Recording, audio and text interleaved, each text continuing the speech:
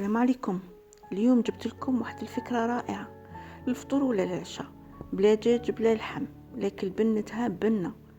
يلا اليوم نعتبروها تدبيرة دبرت عليكم واش راح نطيبوا اليوم. تبعي معايا حتى للآخر تكتشفي الطريقة كيفاش حضرتها، اللي جاية سهلة ماهلة. أول حاجة جبت حبة بصل قطعتها رقيقة، هكاك باش تنقلها معايا مليح. يا ودرت في المقله زيت، كثرت درت غير شويه زيت، درت داك البصل وحطيته فوق النار،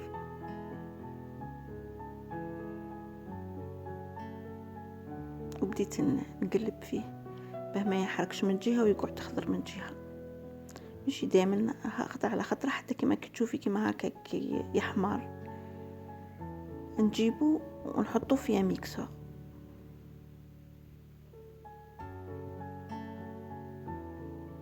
وزيد عليه سنه تاع ثوم،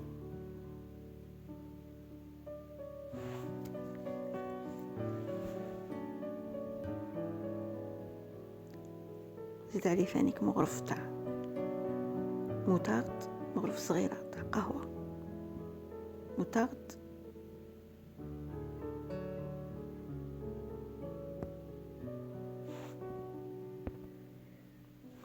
ولا كريم فريش، لابوات كامله هذه درتها. ومن بعد نزيدو الحرور، ملح، فلفل احمر، بابريكا، واللادمون ميسكات، هذو كاع على حسب الذوق. بابريكا ما كثرتش، درت شويه ثانيه على راس المغرف برك. اللادمون ميسكات ثاني ميم با نص مغرف تاع قهوه صغيره. حطيت كل شيء في الميكسور وشعلته، خرج معنا ميلونج اوموجين متجانس. انا من قبل راني قاليه البطاطا، درتها دي غونديل وقليتها، زدت عليه هذاك الميلونج وخلطته. لهنايا لا فيديو تاع الخلاط ما كانش تسجل، خلطته مليح هذا مكان. زدت عليه شويه حليب، ايوه حطيته في ان بلا، حطيته في ان بلا، زدت عليه فوق الفرماج. هذا هنايا على حسب كل واحده واش تبغي، تزيدي ولا ما تزيديش. زيدي عليه من فوق الفرماج وديريه في الفوق 180 درجه نص ساعه. هذه هنايا تاع 30 ثانيه توجدي فطورك ولا عشاك بالخف.